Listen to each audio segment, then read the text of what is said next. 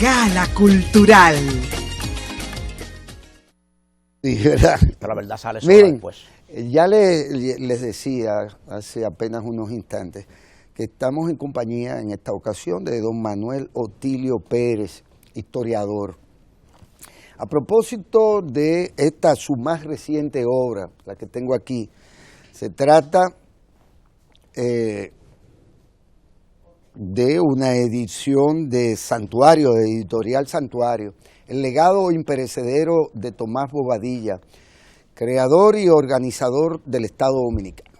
Interesante recibir a don Manuel Otilio Pérez a propósito de que él entiende que hay un tanto que reescribir la historia en relación al papel y al rol desempeñado por don Tomás Bobadilla y Briones, ¿verdad? Y qué bueno que justo cuando el ilustre historiador dominicano don Roberto Casat hace una reflexión en el sentido de que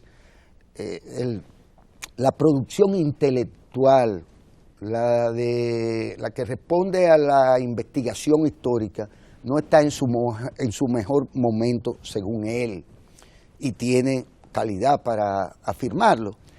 No obstante, este tipo de publicaciones, resultado de una acuciosa investigación y una dedicación de un historiador como don Otilio, pues abre una brecha, una ventana para que se retomen temas que fueron de discusión álgida en algún momento y que un poco han pasado a la historia también.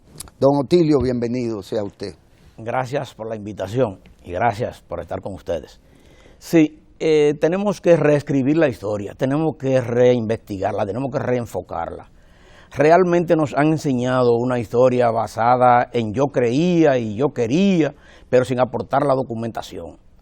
Para todos es bueno que sepan que nuestra república tiene acta de nacimiento, tiene acta de declaración de independencia, tiene el manifiesto del 16 de enero de 1844 de la autoría de Tomás Bobadilla.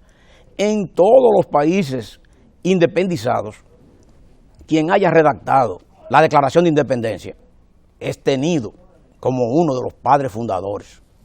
Y para Bobadilla hoy reclamamos todo porque no le han dado nada. Tomás Bobadilla es quien responde a las preguntas que quedaron inconclusas en todos los historiadores del país, todos, en que no dicen quién invitó, quién convocó para la Puerta de la Misericordia, no lo dicen, y tienen que darse cuenta que la ciudad de Santo Domingo era calles de tierra, ninguna electricidad, ninguna comunicación. La gente se acostaba antes de las 8 de la noche, vamos a decir como dicen en el campo, se acostaba con las gallinas. Entonces, hay que ser muy bravo para dejar su sueño y asistir a un extremo de la ciudad que estaba a oscuras frente a un gobierno que estaba duro. Entonces, tenía que haber un gran poder de convocatoria. ¿De quién era el gran poder de convocatoria? Porque en ese caso, Duarte se había ido el año anterior, junto con Pina y con Pérez. Y Sánchez no salió nunca de la casa de los Conchas. Entonces, ¿quién convocó? No hay duda que quien convocó fue Tomás Bobadilla, que fue quien encabezó el movimiento emancipador de ese tiempo. Porque él sí tenía un movimiento unionista, al cual se adhirieron los duartistas separados, que eran Sánchez por un lado y Mella por el otro. De eso también Roberto Casat da cuenta en su libro Tomás Bobadilla. Fantástico, don Otilio. Asumamos eso como un dato cierto, listo, dado. ¿Cuál es la razón por la que historiadores como José Gabriel García y posteriormente gente como don Américo Lugo y posteriormente como muchos más, le han negado o le han restado importancia a ese hecho cierto? Fíjese, El asunto es que la historia la comenzó a escribir José Gabriel García, al que tenemos como padre de la historia, o padre de la historia nacional. Y desde esos tiempos, que su primer volumen sale en 1867, llegamos hasta los tiempos de la Guerra de Abril, escribiendo historia narrativa, sin investigación y sin aportar los documentos, y añadiéndole solamente adjetivos. En esa medida tenemos que llevar al conocimiento de la población que nuestra patria, República Dominicana, vivió sus primeros 50 años huérfana de padre. De 1844 a 1894 no había padre de la patria, ni uno, ni dos, ni tres. Elilí, Ulises Heró, que en 1894 decide poner los tres que tenemos. Es ahí donde está la explicación del asunto. ¿Por qué le era tan fácil a toda esa gente negar cosas o ignorar cosas, a veces por ignorancia y a veces ex profeso? Entonces, esa gente se fue por lo que podría llamarse en este tiempo la historia oficial, que es lo más corriente, lo más a favor de la corriente, lo más fácil, y no implica confrontación. En el caso de nosotros con Bobadilla, que es lo que nos trae aquí, nos planteamos que se reinicie la discusión, que aparezcan los que estén en desacuerdo, y vamos a aclarar y que aportemos, como hacen los abogados en asuntos civiles, aportar los documentos probatorios de cuestiones de esas, porque hay casos muy serios, que tenemos que darnos por claro, o por conocimiento, o por lo que sea, que la nacionalidad dominicana no existía, y la nacionalidad se inicia con la emancipación de la República y sucede bajo el mando de Tomás Bobadilla. Es Tomás Bobadilla quien nos da la nacionalidad dominicana a nosotros.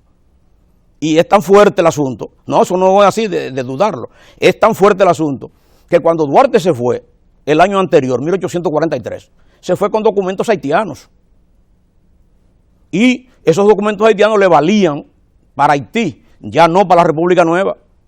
Es Bobadilla quien lo envía a buscar de la manera más cortés, de la manera más bonita, de la manera más suave, cambiándole la tripulación a la goleta Leonor, y en la tripulación incluye a Vicente, al hijo de Vicente, Celestino Duarte, que era Enrique Duarte Villeta.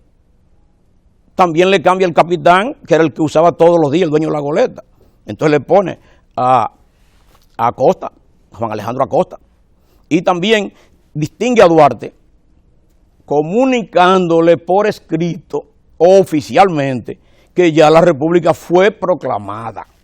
O sea, quien proclamó la República fue el que invitó para la Puerta de la Misericordia.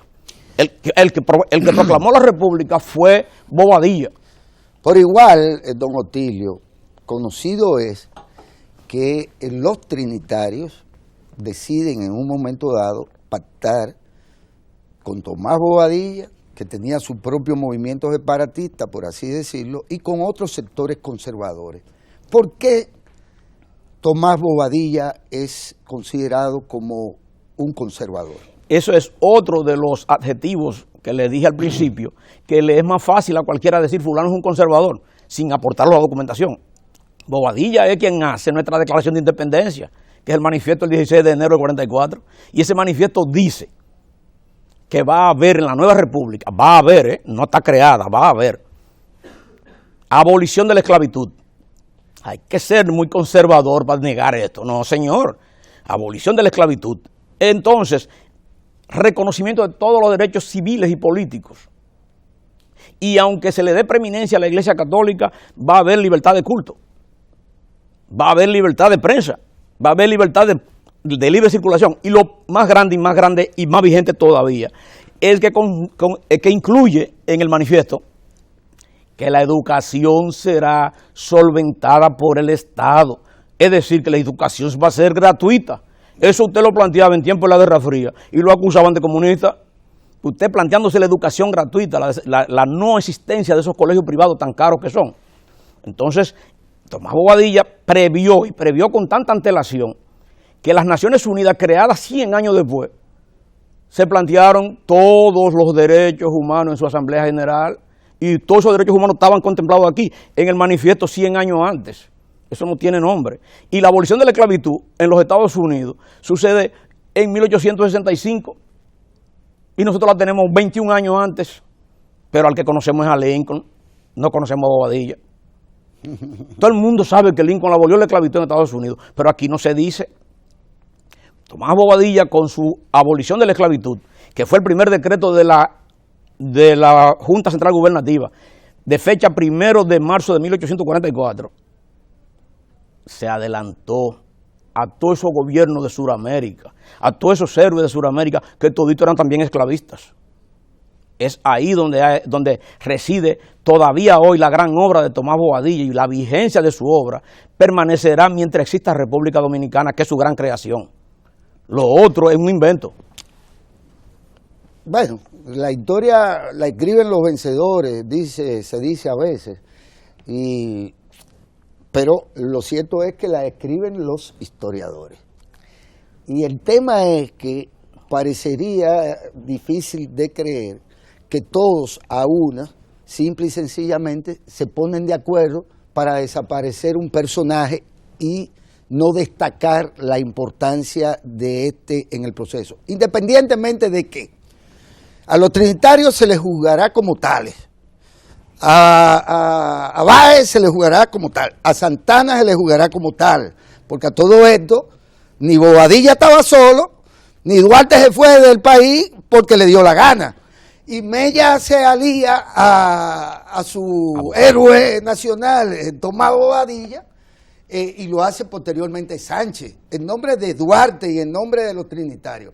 Ahora, concebir la historia única y exclusivamente a partir del papel del individuo en ella, es negar que en la base de todo, quien estaba ahí ya era el pueblo dominicano, y ese sentimiento de independencia, que ciertamente era abolicionista también, porque Duarte no era un esclavista. El problema con Bobadilla ha sido ese planteamiento de poder siempre negarle las conquistas que tuvo, enfrentándolo con Duarte. Bobadilla tiene el mérito de haber hecho general de brigada a Duarte. Bobadilla tiene el mérito de haber nombrado a Duarte gobernador militar de Santo Domingo. Bobadilla tiene el mérito de haber incorporado a Juan Pablo Duarte a la Junta Central Gubernativa. Bobadilla lo hizo todo, y hizo todos los primeros generales de este país. Bobadilla es creador del ejército, Bobadilla es creador de la marina. Bobadilla, todas las batallas de marzo, en lo que ha llamado José Gabriel García, la primera campaña, todas se escenificaron bajo el mando de Tomás Bobadilla. Entonces, ¿cómo negar esas verdades sin aportar la documentación? La declaración de guerra al gobierno de Haití está contenida en un documento del 19 de abril de 1844.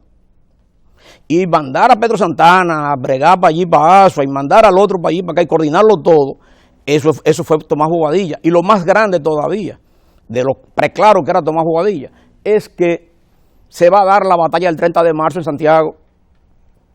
Y se están tirando los tiros, pero nadie avanza y se va a oscurecer. Llega un momento de concertación. Podía ser que el haitiano pidiera eso, o podía ser que los de nosotros pidieran eso no está claro. Pero sin embargo, a la hora de concertar, los dominicanos sacaron del bolsillo un papel que mandó la Junta Central Gubernativa presidida por Tomás Bobadilla, donde le muestra por escrito, membrete sin sello, no había sello, pero membrete sí, le muestran a Pierrot, mire, su presidente murió en Asua y usted está peleando por nada, así que usted te decida. Pierrot se atemoriza y también piensa que quiere ser presidente y abandonó el campo de batalla. Se tiraron los tiros, pero ¿quién pone fin al enfrentamiento? Un documento de la Junta Central Gubernativa. ¿Quién tenía las luces para ese momento hacer un documento así? Que todavía hoy, en este tiempo después de la Guerra Fría, todavía hoy eso se llama la desinformación de la guerra. Demasiado adelantado. Entonces, no ellos querían, ni yo pretendo, ni nada de eso. Entonces, en lo que usted dice que pretender informar la historia a base de las acciones de un solo hombre, es que obliga, ante más de 150 años de esconder la verdad, a sacarla así. Pero también usted tendrá conocimientos muy universales de que solamente se habla de Bolívar, y solamente se habla de Napoleón, y solamente se habla de los grandes por ellos solos, y de Hitler. Entonces, Bobadilla es de los grandes, y de orgullo nuestro. Fantástico, miren, personalmente recomiendo esta obra, creo que el desafío está echado, no para los neófitos y desconocedores de los detalles de la historia nuestra y demás, sino para los historiadores, porque al final de cuentas, y se los digo con toda sinceridad, a quien está el distinguido historiador Manuel Otilio Pérez, retando, por así decirlo, a los historiadores dominicanos. Y qué bueno que todavía estamos a tiempo de dar a conocer ciertamente el rol de una personalidad tan importante como la de Tomás Bobadilla. Si el asunto está en que debemos estar contestes y conscientes todos de que hay que profundizar en el estudio, en el conocimiento del manifiesto del 16 de enero de 1844. Ese es el primer documento de la colección de leyes, decretos y resoluciones de la República. Y entonces, quien hizo eso cabe en el lugar que caben los fundadores de la patria. Y él lo dijo en un discurso del 10 de junio de 1847, en pleno Congreso. Creo, señores, que ninguno puede ser mejor dominicano que yo. Bueno. El 27 de febrero estaba a la cabeza del pueblo. Qué bien. Bueno. Yo fui presidente 3 meses de la Junta Central Gubernativa. Yo, uno de los fundadores de la patria. Fantástico. Don Manuel, muchas gracias. Me parece interesantísimo su desafío a los historiadores. ¿Y qué me dice de la foto? Sí, esa foto es del archivo de los Mejía Ricard. Es un obsequio de don Tirso Mejía Ricard. Es una foto de Tomás Bobadilla, hasta ahora desconocida hasta por el Archivo General de la Nación. Qué bien. Eso es muy de ellos. Y yo quiero agradecerlo por esta vía. Gracias. De inmediato, pues nosotros tenemos una enviada del Ministerio de Cultura. Se trata de Rosa Elena Rodríguez, quien es la directora de formación y capacitación del Ministerio. Con ella estaremos conversando sobre temas importantes o tan importantes como este que nos ha juntado con este ilustre historiador dominicano, don Manuel Otilio Pérez. De inmediato con Rosa Elena Rodríguez.